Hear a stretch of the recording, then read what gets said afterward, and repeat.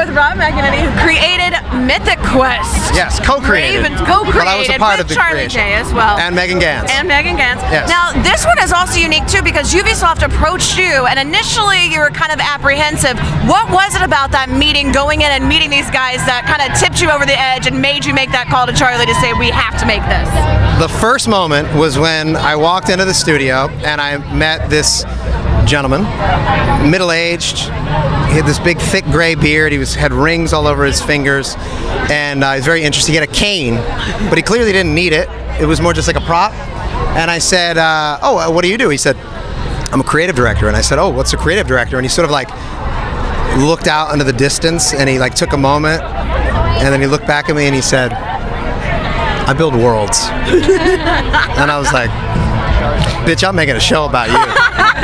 I called Charlie. I was like, we have to make a show about these guys.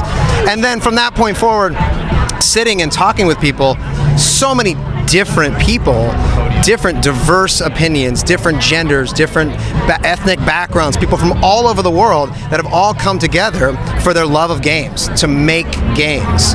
And yet, they all had different ideas of what those games should be, different ideas of how to make those games, and then, on top of that, all the dynamics that come with just working with people.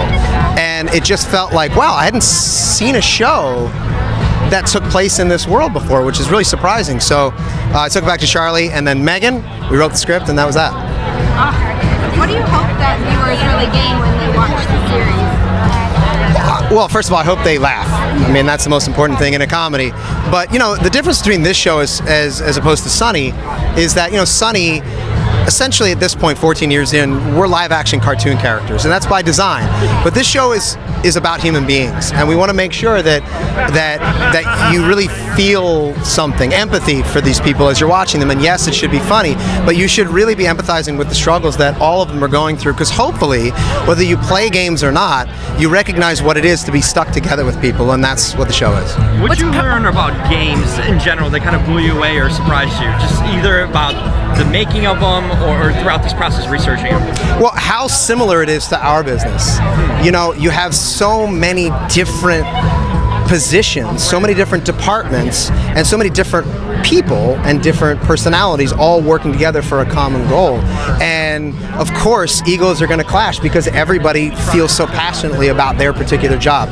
And it sometimes can work in direct conflict with what some of the other people want. And so I'm used to seeing that all day long. And because of that, but most importantly, because they love it.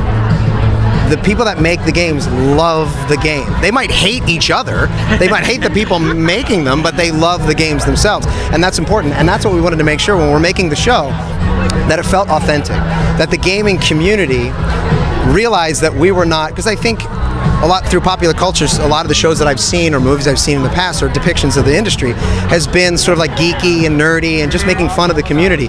We want to dispense with that immediately and make sure that they understood that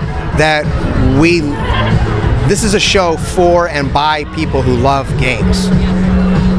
Now, Always Sunny is kind of a story about a group of people who are stuck together because of their failures, whereas this one is kind of a group of people who are together because of their success. Do you feel that your own success has kind of influenced the way that you approach this show versus Always Sunny as well? Well, the thing about Sunny that I've always felt, and I still continue to feel to this day, is that I'm not so sure we are successful. I mean, the truth of the matter is we've been on for 14 years, but I don't know, I'm still not 100% sure that people are watching it. Every once in a while, some guy or a woman recently came up to me, and she had like a gray streak in her hair. And I figured she was like, you know, my age. And she said, "I've been watching you since I was a kid." And I was like, damn, we have been doing this for a long time, and I guess people are watching it. So I suppose we're successful, but I don't really look at it like that. Well, I know everyone's going to be watching this one, so thank you so much for talking with us. Thank you.